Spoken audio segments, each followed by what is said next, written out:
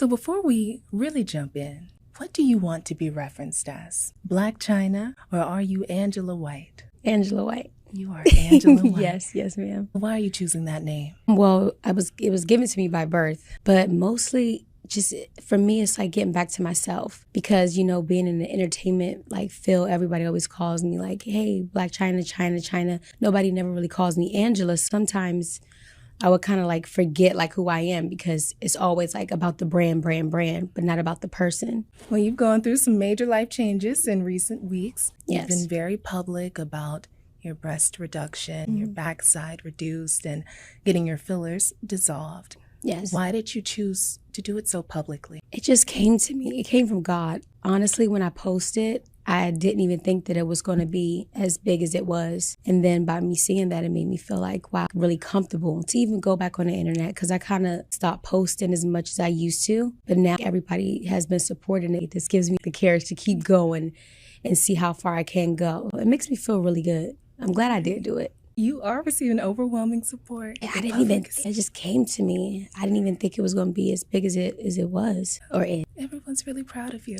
Thank you. You said it came from God. Tell me about that. I want to know about the work we're not seeing because I know you had to do a lot of internal work as well. Yes, and continuing to also. So on my birthday, I got baptized on my birthday. So I was reborn on my birthday, and that was May 11th of 2022. So from there, we'll just start taking the steps that I knew, which was more of the truth. You know, like what's right is right and what's wrong is wrong. So like how I've been stepping, going to church. Hi, Bishop James. Going to church and just having my church family and the other people that like pray for me and pray with me because you can't do it by yourself. You can, but it's better when you have your church family, your prayer warrior. Because there's some days where you might feel like this is like too much for me. We need to call back. I got to call back up. Like I need the extra prayers today. And what do you mean this is too much for me?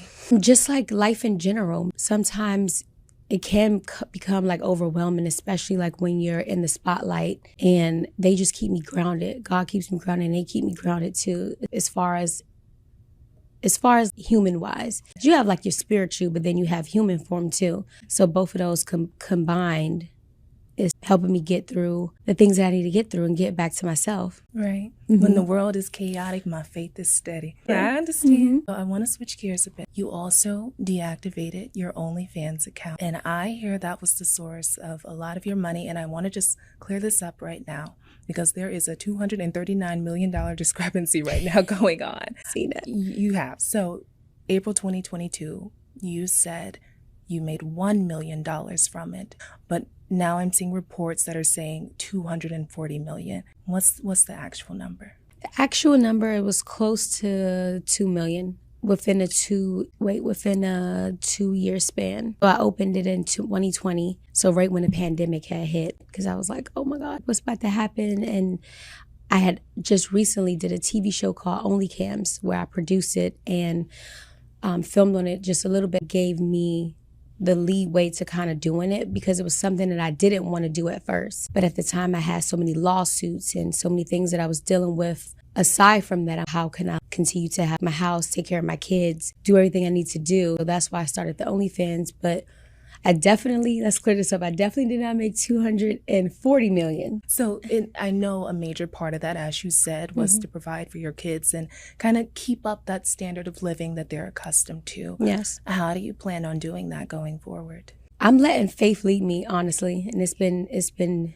really good. I'm not even worrying about where is my next deal or where is this coming from. I'm just going to put my right foot in front of my left and my left foot in front of my right and keep it pushing. Totally understand. Angela, what happened? What really happened to make you go through such a radical change? Nothing really happened. I just started working out, sobriety, and my Bible. That's it. Those are the 3 things that I have been sticking with for the past 7 months. And just over that time, it has shown me who are you, like what is it that you want to do, what's the example that you want to set, how are you feeling, like is this really you? Because we put on like hair and makeup, designer clothes to like cover up something, and I want to put my insecurities aside and really step into the light, my own light. You are you without all of that, trust me. And there was no one exact moment, there was no one defining moment you can think of that just made you realize I have to do something? It wasn't. Really? Literally, I have been just like walking on water. It wasn't like this happened. I didn't get sick. I wasn't ill. Nothing of the sort. I was just like, you know what? Working out. Working out is what kind of like maybe kind of led to it a little bit, because as I said before, when I started working out, all of the fillers started to become more protruded because I started to slim down. I could really see like my facial structure, but nothing like traumatic that happened. Nothing dramatic that changed your heart. The only thing I could think of is just God. That's the only thing I could think of. You know what? That's a good enough answer. That is always a good enough answer. Else. God.